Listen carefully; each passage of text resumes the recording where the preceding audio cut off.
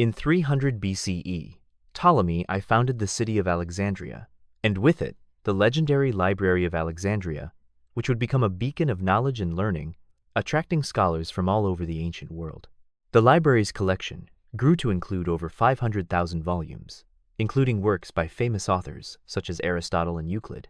making it a hub for intellectual and scientific inquiry. The library's scholars made significant contributions to various fields, including mathematics, astronomy, and medicine,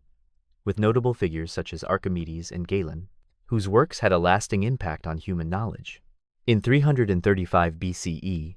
Aristotle's philosophical ideas began to shape the intellectual pursuits of the Library of Alexandria,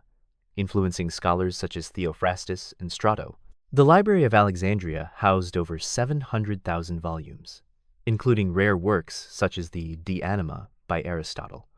which explored the nature of the soul and the concept of potentiality. The Library of Alexandria was designed by the architect Sostratus of Cnidus, who incorporated a complex system of shelves, cataloging, and retrieval to manage the vast collection of manuscripts and scrolls. The Library of Alexandria's destruction in 48 BCE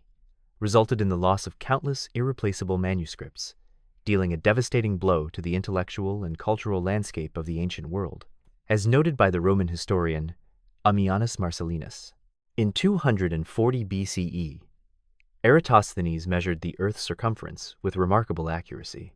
using the angles of shadows cast by the sun at different latitudes, a feat that would not be rivaled for centuries. By using the principles of geometry and trigonometry, Eratosthenes was able to calculate the Earth's circumference to within 1% of its actual value, a staggering achievement, considering the limited technology available at the time. Eratosthenes' method, known as the method of shadows, relied on the observation that the sun's rays strike the Earth at different angles, depending on the latitude, allowing him to calculate the Earth's circumference with remarkable accuracy. During the 3rd century BCE, the Library of Alexandria became a hub for intellectual and scientific inquiry, attracting scholars like Eratosthenes, who measured the Earth's circumference with remarkable accuracy. Scholars like Aristarchus of Samos proposed the first known heliocentric model of the solar system, a concept that would not gain widespread acceptance for centuries to come. Eratosthenes' method,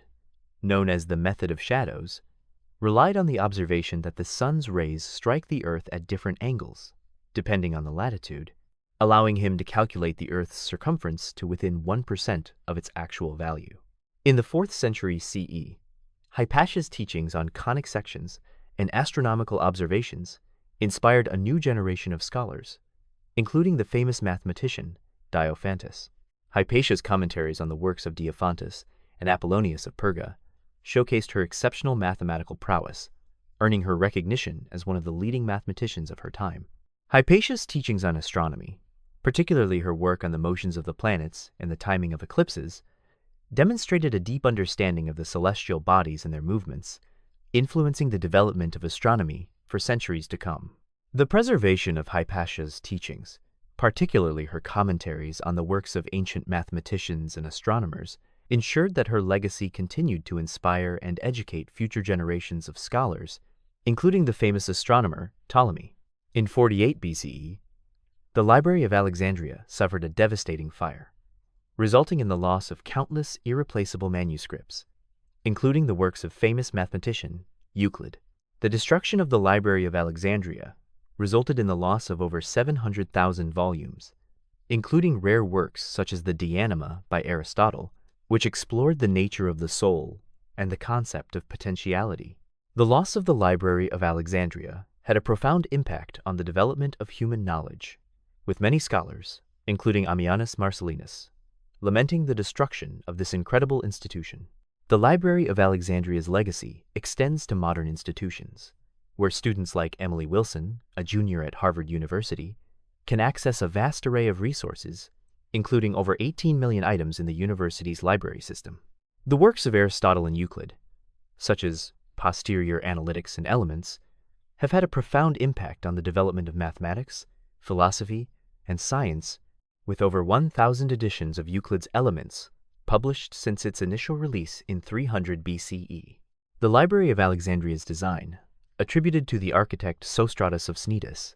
featured a complex system of shelves, cataloging, and retrieval, allowing scholars to access over 500,000 volumes, including rare works such as the De Anima by Aristotle, which explored the nature of the soul and the concept of potentiality. Today, students like Rachel Kim, a freshman at Stanford University, can access a vast array of digital resources, including online archives and databases, such as the Stanford University Library's digital collections, which contain over 1.5 million items, thanks to the legacy of the Library of Alexandria and its commitment to preserving and sharing knowledge. In the 21st century, institutions like Harvard University have become the modern-day inheritors of the Library of Alexandria's legacy, with over 18 million items in their library system. The works of Euclid, such as Elements, have had a profound impact on the development of mathematics, with over 1,000 editions published since its initial release in 300 BCE, influencing scholars like Andrew Wiles, who solved Fermat's last theorem in 1994. Today, digital libraries like the Internet Archive have made it possible to access over 15 million free books, movies, and music, including rare works like Aristotle's De Anima, which explores the nature of the soul and the concept of potentiality. With over 1,500 editions published since its initial release in 300 BCE,